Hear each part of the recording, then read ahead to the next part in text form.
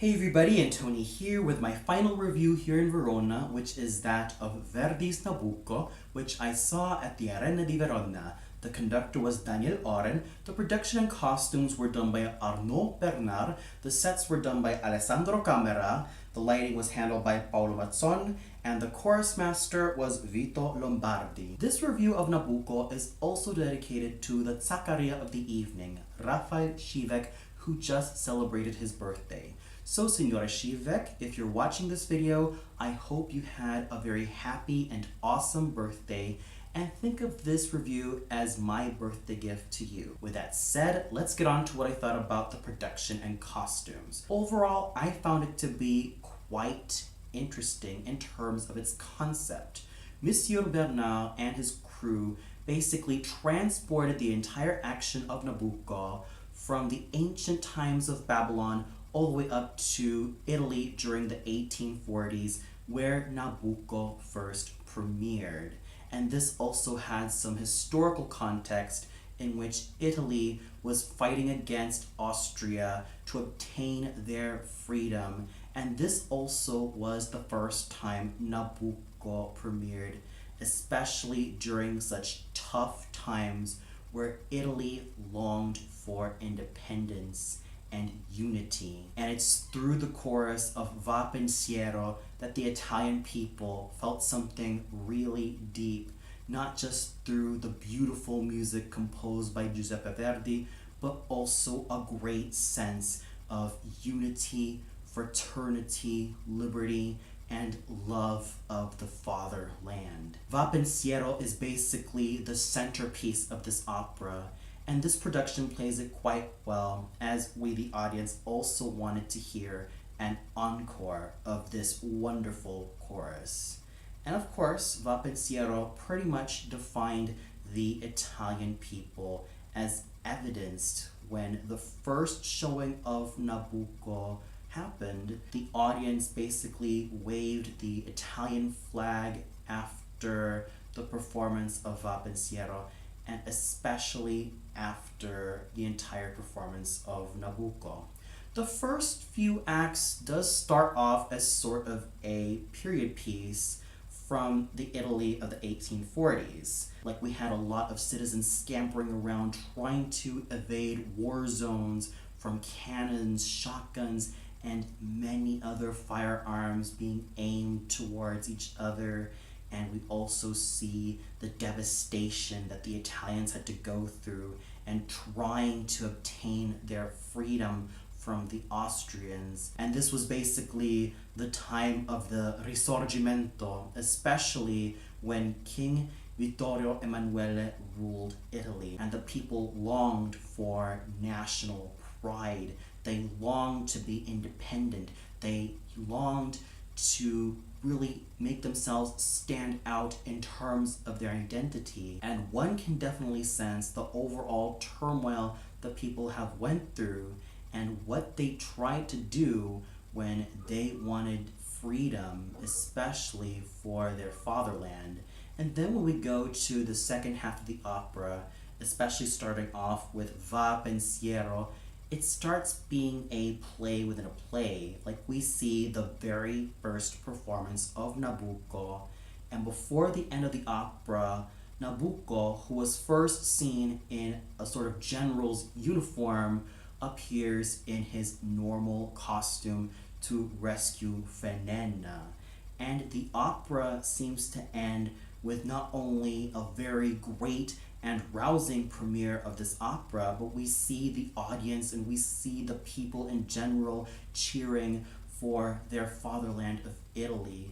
So I thought the concept was interesting, and even though this might end up working for, like, let's say a play or a film or any other creative installment and not just with opera, I could still see that this entire production had a good amount of merit, and it seemed to have a good amount of heart, mind, and everything else that made this production stand out. I can definitely tell that Monsieur Bernard and his crew did a lot of hard-earned research to make this production of Nabucco come to life. And on top of that, This was also a new production, meaning that they sort of had to make this one stand out from the rest of many other Nabucco productions, and it did so with flying colors. And I thought that the costumes looked really elegant on all the singers, whether it be the costumes from the 1840s or even the costumes during the first performance of Nabucco. I thought that everyone looked wonderful. So overall, this production had a really interesting concept. In my opinion, it kind of works better for film or theater or any other creative installment because it could have been its own separate identity. But I still have to give it a lot of merit for how much heart this production had. And of course, it had a lot of really fine moments. And at the end of the day, I was completely attached to everything that made this production stand out so well.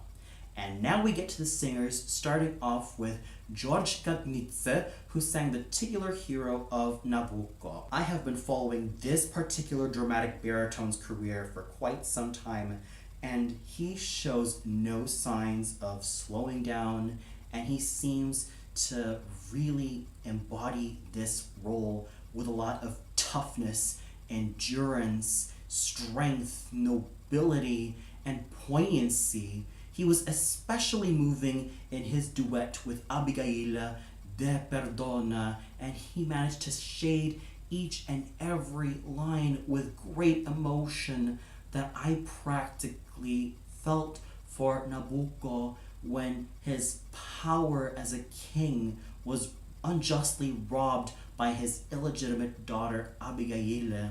And I also felt for him when he wants to repent from his wrongdoings in his aria Dio di Giuda, and I cheered him on when he sang his Cabaletta o Prodimiei. He was definitely a moving Nabucco that I was practically having my eyes glued to him from beginning to end. He made Nabucco develop so well, not only theatrically, and all thanks to his very involving acting and stage presence, which is so strong and handsome and full of toughness, but also his great vocal prowess as a true dramatic baritone.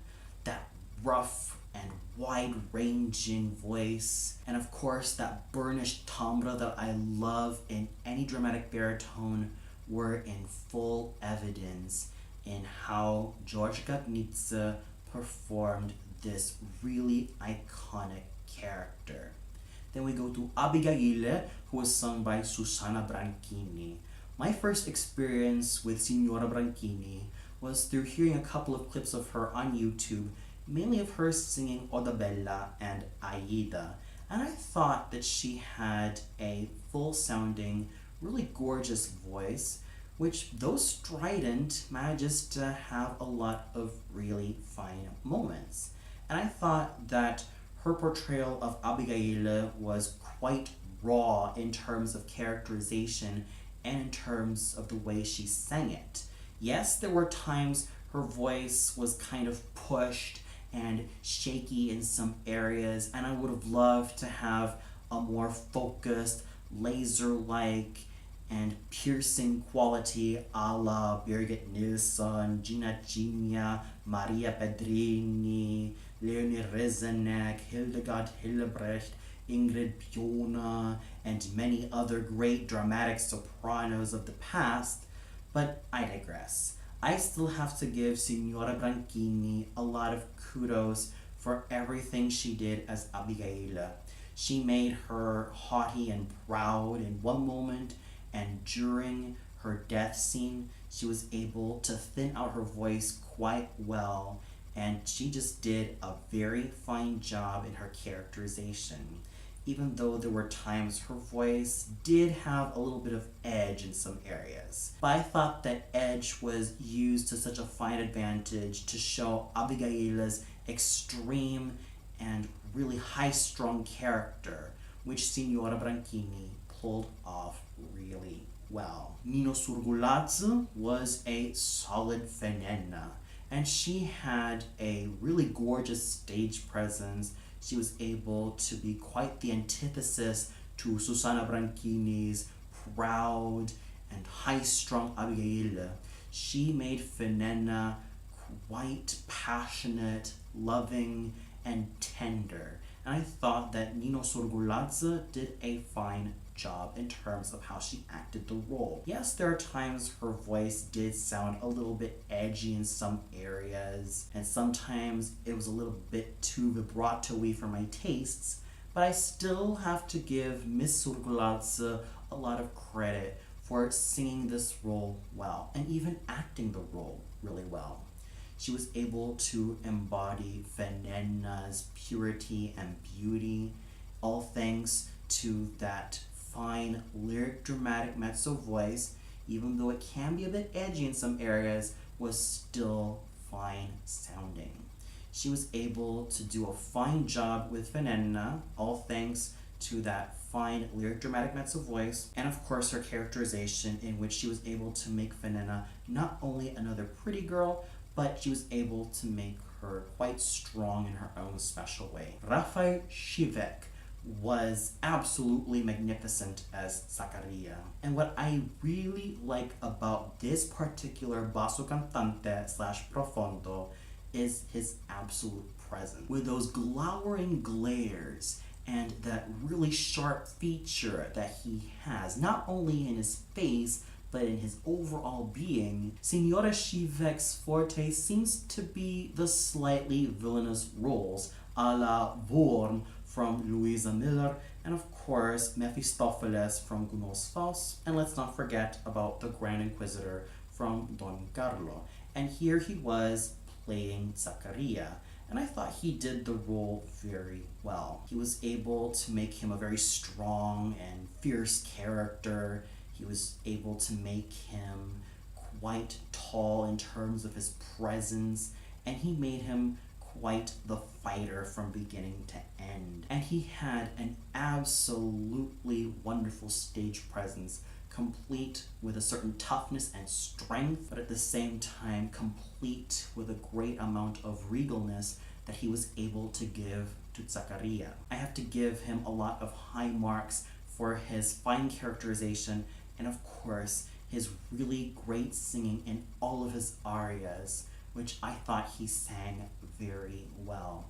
His voice was very focused. He was able to have a lot of great moments, all thanks to that voice, and he certainly stood strong and tall in his own special way. Ruben Bennett was equally solid as Ismaele, and I've also been following this particular spinto slash dramatic tenor's career for quite some time, though mostly hearing about him through name only and even through repertoire. He seems to specialize in a lot of the Italianate spinto slash dramatic tenor roles, like Radames from Aida, for example. And when I heard him sing Ismaele, I thought he had a solid sounding voice. Yes, there were times his voice was a little bit pushed in some areas, but after all, you are singing at the Arena di Verona, and you have to give your voice its optimal push when you want to be heard, and I thought he did it rather well. He was able to emit his fine spinto tenor voice to the best of his abilities. He sang each of his lines very well, and I thought he did a very fine job in terms of his characterization. So I have to give Mr. Pellizzari a lot of high marks for a job well done singing the role of Ismaele. We also had such wonderful singing from Niccolò Ceriani's fine High Priest of Baal, even though I would have loved to have a bass baritone sing the part, someone who usually sings roles like Rochefort from Anna Bolena, or even that of Figaro from Mozart's Le Nozze di Figaro, but I digress. I thought he still managed to do a very fine job in how he was able to make the High Priest a sort of tough and loyal character to Abigail. Cristiano Olivieri's lyrical and handsome Abdallo, and of course Elena Borin's gorgeous, lyrical, and lovely Anna. So overall, the singing was really great all around, and high marks especially has to go to George Gagnitze and Rafał Siwek for doing really great jobs in their roles as Nabucco and Zaccaria respectively. And the conducting done by Maestro Daniel Oren was really well done. He made sure that the orchestra had enough energy. He made sure that the chorus had enough juice to their system to sing everything well. And he just led everyone from the orchestra to the chorus to the singers to the best of his abilities with a great amount of flair and a great amount of passion, thus making this opera worthwhile. And of course, the chorus and orchestra of the Arena di Verona were absolutely fabulous, as they've always been. So overall, what a way to wrap up my time here in Verona with one of Giuseppe Verdi's most iconic operas of all time, Nabucco, with a very interesting production, a solid cast of singers, and of course, wonderful conducting done by Maestro Daniel Oren. I have to give everyone a great amount of kudos for the hard work, dedication, and passion that they managed to bring through this production of Nabucco. And of course, special kudos has to go to George Gagnitze and Rafał Siwek for their exceptional interpretations of Nabucco and Zaccaria. And for those of you who watched this particular production of Nabucco, what did you think of it? Did you feel like George Gagnitze and Rafał Siwek did outstandingly as Nabucco and Zaccaria respectively? Did you feel like there was another singer who stole their thunder? Or did you feel like there was something that just didn't really hold up? Comment below and let me know. Well, that's all for now, and I will definitely miss my time here in Italy. I had a lot of fun thanks to all the wonderful operas and all the great artists I managed to see, and it was just a very fabulous time here in Italy. Words cannot really describe how much this country has touched me, not only as a video blogger who does reviews of opera productions, concerts, and many other music-related activities, but also as a person. This country has sort of shaped my love of music, and it certainly has a wonderful and rich history, all thanks to these awesome composers and the artists who managed to do their works well. And I have to give everyone, from all the conductors, all the singers, all the musicians, and everyone else that I've met here in Italy, a great amount of kudos and a great round of applause for everything they had to offer in this marvelous, marvelous country. You guys are very awesome in your own special ways. Thank you so much for all the wonderful moments I've been having here. I know that it's probably going to be a little bit sappy of me to mention how much this country has meant a lot to me, and I do hope to come back in the future, and I really do hope to see a lot more wonderful performances. So here's to more wonderful engagements in whatever opera house you'll end up in, and until the next time, or as we say in Italian, alla prossima. And tune in tomorrow where I will be in Dresden, and I'm kind of excited to be back in Germany because it's also my first time in Dresden, and I'm sure there are also some really exciting events that are going to happen. Most specifically, the two performances that are going to happen at the Semperoper Dresden, Die Zauberflöte by Wolfgang Amadeus Mozart, and of course, La Traviata by Giuseppe Verdi. So until then, good night everybody, and to all the wonderful people, not only here in Verona, but all of Italy, buonanotte e alla prossima, e tutto il mio amore per voi.